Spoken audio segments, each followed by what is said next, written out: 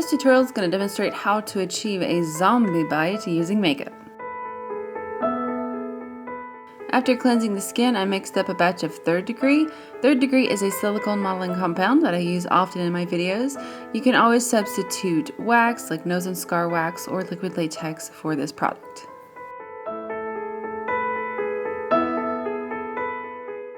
As you can see, I am applying a big lump of the 3rd Degree and smoothing out the edges using my spatula.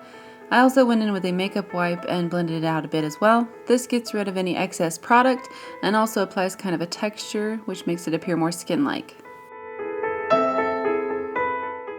A zombie bite is going to be a pretty violent injury, so I'm taking a fake fingernail. You could also use a spatula, any kind of pointed implement, and digging into the 3rd Degree. I waited about 2 minutes to let it set up just slightly, and then went in with that, nail and kind of created a circular wound. The wound's going to be very rugged, very rough, very ripped texture, so do keep that in mind. And before it sets completely, you want to take a sponge and just stipple it around the wound. The next step I took was to apply another line of 3rd Degree on the outer edges of the bite wound. I wanted the skin to look elevated, like it's being ripped from the arm. I did use my spatula to pick around the wound as well, and I picked around the center of the wound because I want that flesh to look like it's being ripped out, kind of being disassociated with the actual arm, just kind of hanging there, just a big chunk of flesh. You want to color this wound in layers, so I'm going to be using the alcohol activated paints from Illustrator. This is the Necromania palette, and I'm going to start off with a layer of Lividity, which is kind of a perfect bruisey burgundy red color. And I just stippled that on in a thin layer around the edges of the wound. On top of the Lividity, I added a color called Bone and just stippled that out as well. These two colors kind of mix together and it makes it look like the Lividity is underneath the skin, which is kind of the effect I'm going for. I did lose some of the intensity of the Lividity, so I went in with a brush and stippled it just around the very edges of the bite wound. I really wanted the color to pop around the edges of the wound, since that's where the initial bite is and where the initial zombie infection is going to occur.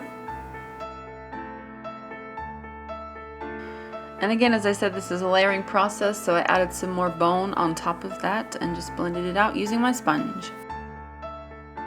To color the inside of the wound, I'm going to be using the Onset FX Skin Illustrator palette, and this color that I'm using is called Blood. It's a fantastic fresh blood color.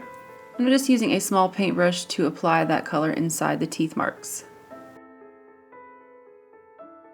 You do want some fresh blood. This is the Fleet Street Bloods, and I'm using a brush again to apply that to the teeth marks. When you're finishing up any kind of wound, you want to step back, take a look at it, see if it's missing anything.